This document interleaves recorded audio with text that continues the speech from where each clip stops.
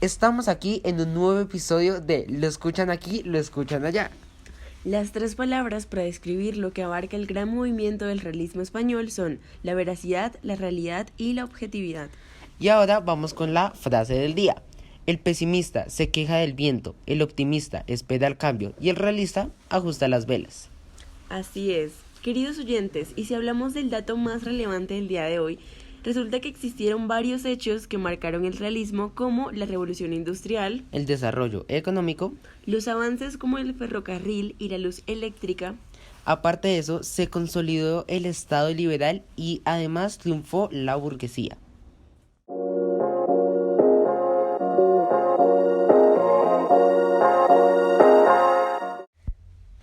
Listo. Gabriel, quiero contextualizar a nuestros oyentes, porque resulta que si hablamos del realismo español, tenemos que hablar de su origen.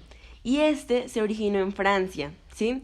Y fue quizás la historia y la situación de España de ese momento lo que hizo realizable la conceptualización de este movimiento. Y no solo eso, aparte de que antes de esto había otro movimiento, el cual era el romanticismo, donde primaban las emociones y los sentimientos apasionados, el amor por la naturaleza, como sea, ¿sí? Claro, claro, sí.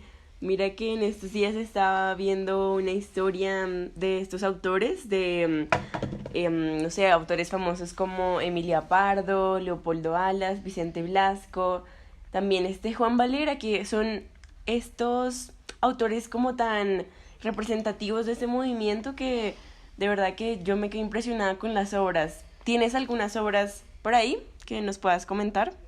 Sí, ahorita que mencionas a Vicente Blasco, hay una muy característica de él que son los cuatro jinetes del Apocalipsis, el cual ya tiene incluso una adaptación cinematográfica en Netflix. Ush, genial. Y ya que hablas sobre los escritores más representativos o unos de los más representativos del realismo español, vamos a hablar específicamente de dos.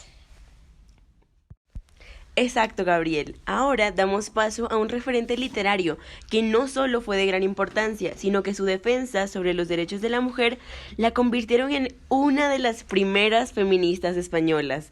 Demos la bienvenida a Emilia Pardo Bazán. Hola, Emilia, ¿cómo estás? Hola Melanie y Gabriel, muchas gracias por invitarme a vuestro programa. Claro, te estamos encantados de tenerte aquí, una gran escritora y periodista que, mejor dicho, o sea, has tenido una gran influencia por lo que me han contado, ¿ah? ¿Cómo fue tu viaje hasta acá? Pues primero que todo, muchas gracias por el halago. Pero, ¿cómo fue mi viaje hasta acá? Fue bastante curioso. No sabía que habían estos transportes. Sí, resulta que desde tu época han cambiado bastante, ¿no? ¿Cómo fue tu primera experiencia en avión? La verdad es que estaba bastante atemorizada y hubo algo... turbulencia hubo un poco en el viaje y la verdad pensé que tal vez iba a llegar al más allá.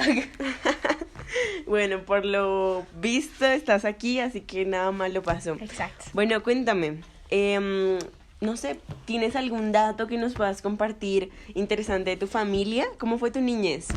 Pues primero que todo, imagino que vosotros ya sabéis que nací en Coruña, Galicia, en España, en mi amada España. Claro. Pero también era parte de una familia noble, la cual, pues, fue bastante buena mi infancia, porque pude estudiar algo que muchas de las niñas de mi época pues, no podían, gracias a que mi familia era aristócrata o tenía dinero, digámoslo así. Claro, claro. Vale, pues eso es algo muy importante, porque, o sea, me imagino que al ser bastante independiente, algo poco común en tu época, pues pudiste hacer más cosas que otras mujeres, ¿no? Claro, muchas cosas como, digamos, viajar. Me encanta viajar, aprender idiomas, aprender culturas. Fue algo de lo que me ha inspirado y lo que he aprendido a través también del mundo de la literatura. Mis obras han sido bastante influidas por lo que he conocido a través de mis viajes. Súper interesante eso, oye, me encanta conocer esos datos. Te quería preguntar una última cosa por ahora.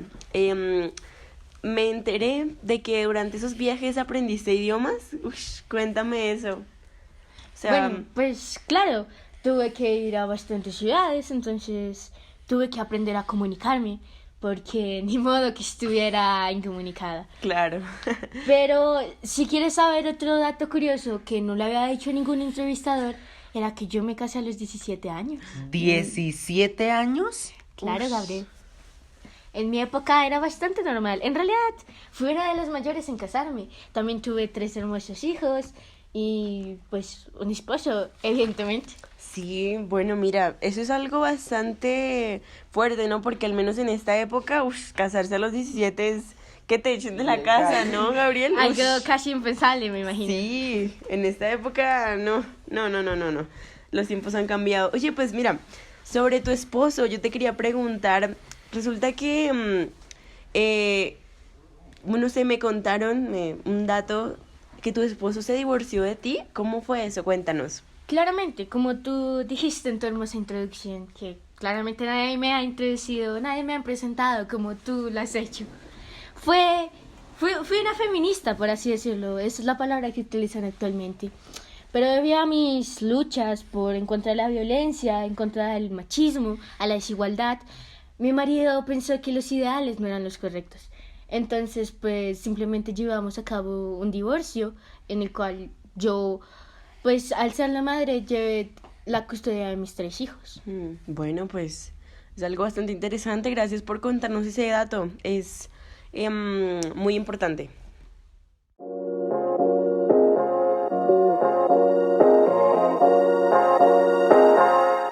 Wow, Emilia, esto ha sido impresionante todo lo que nos has dicho. Pero como lo dije antes, tenemos otro invitado, el cual es Leopoldo Alas Clarín. ¿Cómo estás, Leopoldo? Bueno, pues buenos días. Muchas gracias por vuestra invitación. Han sido muy amables al tenerme en cuenta. Bueno, pues honestamente he estado bastante bien. El viaje sí fue un poco, no sé si decirlo si extraño o atemorizante. El barco, pues no sé, llevo muchos años sin montar en uno. Así que fue un poco inquietante. Ok. Pero, bueno, cuéntanos un poquito más, no sé, sobre tu vida, sobre qué pasó en tu niñez, tu juventud. Cuéntanos de ti. Bueno, pues, ¿qué os podría relatar? Mi vida... Bueno, nací en Zamora, en España. Y pues fui una persona con un crecimiento pues bastante normal. Mis padres me llevaron por una vida de estudios, no me dejé llevar mucho por los vicios. El único vicio que yo sentí que fue como impactante en mí fue la lectura y la literatura. Ok, ya que pues como lo dije antes, eres un escritor muy importante, eres novelista, cuentista y crítico literario. ¿Es difícil ejercer todo esto al tiempo o ya es de tu día a día? Pues al principio se me hizo muy complicado porque de un momento a otro tener que pasar de un cuento, digamos que infantil o un cuento fantasioso a tener que hacer una novela donde se enfoque en un realismo, donde se enfoque una pequeña falencia en la sociedad o la pérdida de alguien, entonces es un poco doloroso. Hola Leopoldo, ¿cómo estás? Mira, resulta que tengo acá un dato curioso y es que me contaron que escribiste un guión de una obra teatral. Cuéntanos cómo fue eso.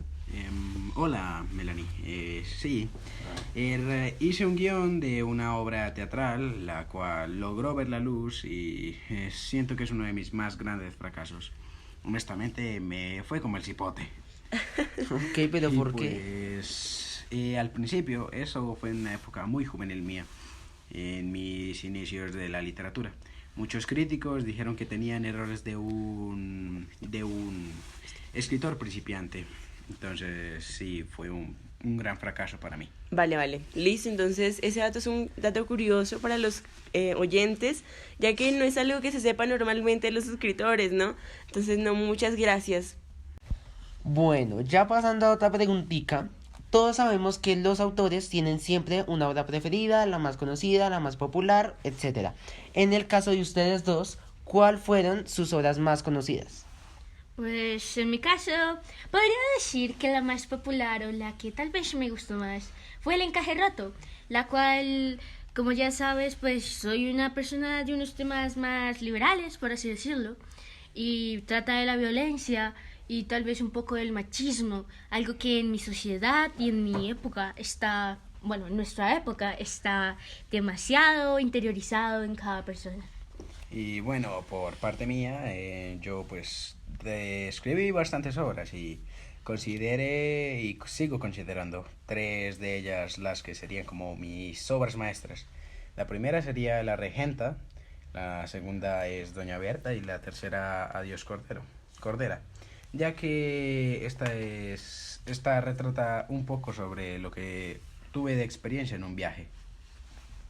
Ok, qué interesante. Pero ya tú, Leopoldo, que nos cuentas sobre tu obra Adiós Cordera, ¿qué significa más eso? ¿A qué te referías con Adiós Cordera? Bueno, pues honestamente, con Adiós Cordera me quise referir más al ruralismo, experiencia que tuve en un viaje al campo. Esta representaba el orden que se encuentra allí, también la libertad de que no nos ata ninguna cadena que nos obligue a realizar cosas ni por sobrevivencia, ni siquiera por gusto. También la virtud social de que tú no eres quien más aman ni tampoco eres quien más odian. Eres una persona del común que puede influir en la vida de los demás, así como ellos pueden influir en tu vida. También encontré una paz en aquel lugar y me pareció que en Adiós Cordera lo representé bastante bien. Listo, muy interesante todo lo que nos contaron, ¿cierto? Bueno, ahora quiero que nos cuenten a mí y a los oyentes qué es lo que opinan ustedes sobre la literatura actual, ¿no? Actualmente han cambiado esa forma de leer, ¿no? O sea, ya no se ve tanto en los jóvenes como esa literatura en libro, en físico, sino que siento que se ha vuelto muy famoso las aplicaciones, ¿no? O sea, todas esas aplicaciones como Wattpad, literaturas por PDF, en Classroom. Creo que son datos muy interesantes que de pronto ustedes no conocían, ¿cierto? Cuéntame, Emilia, ¿qué opinas de esto y cómo fue que empezaste en la literatura? Pues, la verdad, era yo de esos niños que leen cuanto cae por banda. Hasta los cacaruchos de especies y papeles de rosquillas. Yo era demasiado apegada a los libros y algo que he podido evidenciar es que tal vez la literatura está llegando más a los jóvenes. Tal vez no el tipo de literatura de nuestra época, podríamos decir, ¿no? Pero es bastante interesante, pueden ir aprendiendo poco a poco. Eso sí, yo no digo que una aplicación reemplace un buen libro de papel, porque en un buen libro puedes encontrar las mejores respuestas. Pero, ya hablando un poco de la literatura ya más adentro, es que han trastornado un poco la literatura, porque antes era algo un poco más poético, más fantasioso, más hermoso, pero ahora es un poco algo más carnal, una historia más ficticia, algo de adolescentes. A veces siento que no sale de eso, entonces es algo que la verdad no me tiene tan conforme, pero el resto, el que la juventud se esté interesando, como te digo, yo era de esos jóvenes que leía por todo, pero que los jóvenes se estén interesando y estén empezando a traer sus propios libros, es algo bastante interesante. Ok, todo lo que está diciendo tiene mucho sentido. La verdad es que la literatura antigua es muy diferente y la verdad es que contrarresta bastante con la literatura de hoy en día. Pero así como tú ya nos diste tu punto de vista, ¿tú qué opinas sobre esto, Leopoldo? Bueno, pues la literatura actual la he visto un poco fantasiosa, no sé. He notado como que hay fragmentos en los que cuando los leí decidí tomar un libro actual de una biblioteca regional y leerlo. Sentí como que no veía una especie de sentido en aquel fragmento. Pero me interesa mucho de que esta literatura actual llega e impacta a los jóvenes y los motiva a seguir leyendo y a encontrar un género que les llame la atención, ya que pues he visto muchas veces que la gente vive en una ignorancia y que por simplemente seguir la corriente de los demás no decide leer y mantener un conocimiento sobre un tema exacto. Listo. Leopoldo, quiero hacerte una pregunta. Si tú pudieras dar un consejo a estos escritores actuales de esta época, jóvenes, preadolescentes, todo eso, quiero pedirte que nos des un consejo. ¿Qué consejo les darías? Bueno, pues mi consejo para algunos que intentan como hacer un camino realista es que tal vez dejaran de disfrazar la vida de, por ejemplo, aspectos que uno ve como que no tienen mucho sentido en un día cotidiano, que sean más sinceros, como por ejemplo, digamos, el día de ayer me caí, entonces, por ejemplo, en el libro podría decir, el día de ayer caí en un pozo gigante o algo así. Me gustaría que fueran más sinceros en sus obras. Y para los autores de ficción, pues me gustan sus obras, son bastante creativas y se ve que siempre mantendrán una especie de hilo argumental muy grande. Un ejemplo de una obra que me gustó y que de hecho es de un autor colombiano es El mensajero de Ágata. ¿Sí? ¿En serio? Wow, no pensé que hubieras leído ese libro, me parece interesante. Hace poco también leí ese libro y fue muy interesante y bastante inspirador. Vale, esto que nos acabas de decir es bastante interesante, sobre todo para los escritores actuales, porque toda la literatura ha cambiado desde esa época. Entonces, ahora no utilizamos esas situaciones o esos personajes más realistas, sino como que nos vamos un poco a romantizar o aventuras, ¿sí? Como que ya no es la misma poesía linda de esa época, ¿no? ¿Qué opinas tú, Gabriel? Creo que tienes mucha razón en lo que dices. Y aparte de que nosotros ya no utilizamos esas palabras rimbombantes, esos modismos, el vosotros sabéis, no, simplemente es como tú y ya está, ¿sí? Pero bueno, ¿tú qué opinas sobre esto, Emilia? ¿Qué consejo le darías a los escritores de hoy en día? Pues un consejo que os servirá bastante es intenta jugar con la realidad. Es algo bastante interesante, o sea, estamos hablando de una etapa del realismo, una etapa cruda, una etapa violenta, podríamos decirlo. Pues juega con tu realidad un poco. He escuchado que hay cosas como el COVID-19, lo de la amenaza de la Tercera Guerra Mundial que hubo fue bastante interesante. Podían utilizarlo y, digamos, todas estas guerras. Oye, hablando de guerras, Emilia, perdón que te interrumpa aquí, es que tengo un apunte autobiográfico tuyo de hace bastante, y es que alguna vez escribiste un cuento, bueno, algunas estrofas sobre una guerra de África, ¿no? ¿Cómo fue eso? Pues a los 7 años comencé a escribir y compuse unas hermosas estrofas llenas de entusiasmo para celebrar la guerra de África. Bueno, mira, eso me aclara la duda bastante y creo que los oyentes también. Es un dato curioso, o sea, creo que ninguno de los escritores actuales escribiría sobre una guerra, ¿no, Gabriel? Y menos a los 7 años, o sea, a los 7 años yo estaba, ¿qué? Jugando con tierra. O sea, Literalmente. Pues es bastante diferente. Vosotros fuisteis criados en una época bastante diferente. Pero también podemos, siguiendo con el consejo, perdón, interrumpo, cambio la temática. El consejo era, tienen bastante material, no solo se dejen llevar por una vida cotidiana, llena de celebridades o tal vez dinero. Lastimosamente el dinero no lo es todo, es gran parte de la vida. Pero les daría un consejo y es, utilicen lo que están experimentando a su favor. Cualquier generación no va a tener eso. Ok, yo creo que resumiendo estos dos consejos, estos dos grandes consejos, podríamos decir que dejemos de fantasear y dejemos de escribir cosas que no son reales. Como que la pareja perfecta, la vida perfecta, que me la paso viajando. No, podemos escribir cosas más realistas, más que nos pasen a nosotros. Bueno, pues si quieren unos temas, queridos escritores, les tengo unos de mis favoritos. Puede ser la explotación social o laboral. Es bastante interesante si lo sabes manejar desde un buen punto de vista. Digamos, he visto un film, el niño de la pijama de rayas, ¿no? Algo así.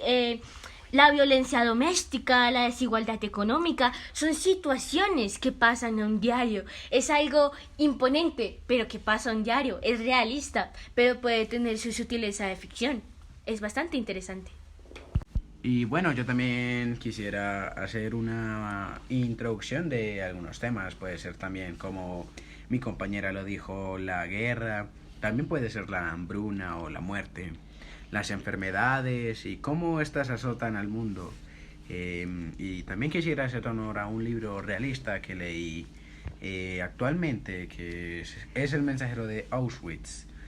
Este relata sobre la vida de una persona en un campo de concentración durante los tiempos de la Segunda Guerra Mundial. Y ahora que habla sobre este tema de la hambruna, de la muerte, de la guerra, hay un libro que fue el que nombramos nosotros al inicio de este capítulo, que era de Vicent Blasco, eran Los cuatro jinetes del apocalipsis, que prácticamente reúne todo esto. Quiero dejar de lado este tema y preguntarle a Emilia sobre su figura paterna. Sí, quiero que me cuentes de tu padre, cuéntame sobre este gran ejemplar, ¿no? Creo que fue muy importante en tu vida, cuéntanos. Claramente, un padre es bastante importante en la vida de cualquier niño o niña. Pero mi padre era José Pardo Bazán. Era una gran figura política, podríamos decir. Y recordando uno de los grandes consejos que me dio él en su momento de vida fue: mira, hija mía, los hombres somos muy egoístas. Y si te dicen alguna vez que hay cosas que pueden hacer los hombres y las mujeres no, di que es mentira. Porque no puede haber dos morales para los dos sexos. Oye, pues este consejo de un padre a una hija en esta época creo que es muy, muy importante. En serio que yo siento que mi padre me dice esto en este siglo XXI y siento que de pronto no tomaría tanta relevancia como en esa época. Así que, ¿tú crees que ese consejo te inspiró para ser feminista? Claramente, ya sabemos de dónde saqué mi hermosa mentalidad. También, hablando de lo que tú decías, este siglo me parece bastante interesante y bastante feliz en algunas cosas, como que puedes ahora tener libertad. En mi momento tú no podías tener esto. Si estás de acuerdo conmigo, Alas. Sí, la verdad es que sí. Yo recuerdo que pues en mi infancia hubo momentos en los que mi madre tenía que esconderse porque las figuras políticas le prohibían salir y esto me parecía bastante injusto. Ahora me siento orgulloso de la sociedad. Y bueno, siento que está capacitada para tener una sociedad en la que una mujer tenga el mismo protagonismo que un hombre. Vale, entonces, con todo ese tema de la mujer y el hombre, feminismo y pues en parte todo lo que ustedes piensan, que la verdad me parece bastante actual, creo que más personas de su época no pensarían lo mismo, pero bueno, quiero preguntarle a Emilia y a Leopoldo este dato que nos acaba de compartir un cliente por Instagram. Resulta que acaban de escuchar este programa y me mandaron a preguntarle a Emilia si cómo te ganaste tu respeto, ¿sabes? ¿Cómo fue que tu gran inteligencia influyó a más autores como el que tienes al lado? Bueno, pues como podemos ver, fueron tiempos difíciles, pero una mujer siempre se puede ganar el respeto, no por pelear, no por quien más alza la voz, sino como tú dices, por una inteligencia, por saber hablar. Tú te puedes ganar el respeto de las demás personas, como fue el que está acá a mi lado, también Galdós y Blasco Ibáñez. Fue una época bastante interesante porque creo que tal vez cambié la mentalidad de estas personas, de lo que podía llegar a ser una mujer. Bueno, creo que ya le respondiste a nuestro oyente, así que gracias.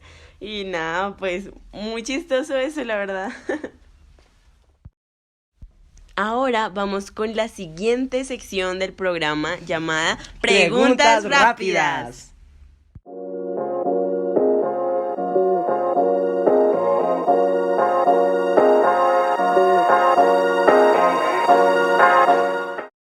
Bueno, tenemos la llamada de una de nuestras fieles oyentes, Valeria. Valeria, te escuchamos.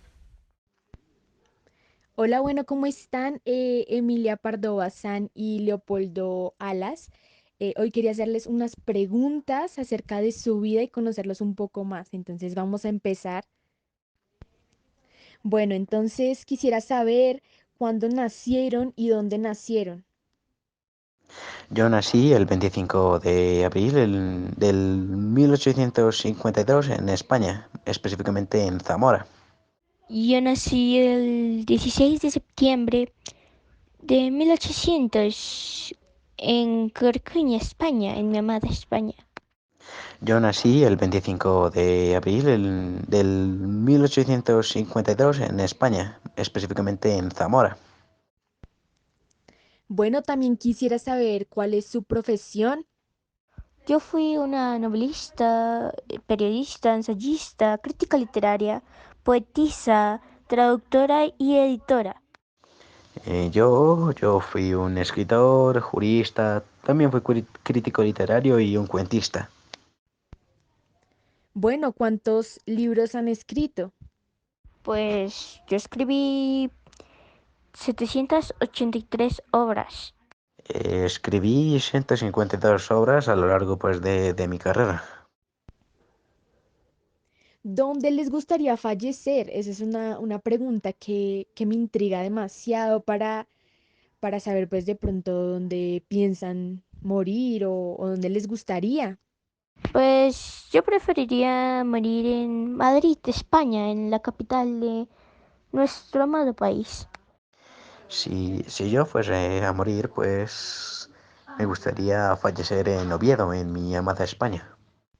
Y bueno, pues muchas gracias por su tiempo y por haber respondido estas preguntas. Hace mucho quería saber estos datos sobre ustedes y pues espero hayan disfrutado esta entrevista. Gracias por estar. Para terminar ya por fin con nuestro programa del día de hoy, quiero que nuestros dos autores nos regalen alguna frase importante que tengan por ahí guardada. Por favor, Leopoldo, comienza. Bien, yo he decidido tomar esta frase que pues me parece muy impactante y que dice, solo la virtud tiene argumentos poderosos contra el pesimismo. Wow, Leopoldo, qué grandes frases. Ahora tú, Emilia, cuéntanos una. Bueno, la palabra que os quiero dejar hoy, o la frase que os quiero dejar hoy es: todas las mujeres conciben ideas, pero no todas conciben hijos. El ser humano no es solo un árbol frutal que solo cultive por la cosecha. Ush, tremenda frase. En serio que me dejaste súper impresionada, Emilia. Espectacular. Muchas gracias por estar aquí con nosotros, por responder todas nuestras preguntas. Y nada, un abrazo grande. Saluden a los oyentes. Vale, hasta luego, queridos oyentes. Gracias por ponernos atención. Sí, muchas gracias por querer escuchar a estos dos viejos. Y hasta aquí sería nuestro programa por el día de hoy. Lo escuches aquí, Lo escuchas allá, lo escuchamos en todos lados.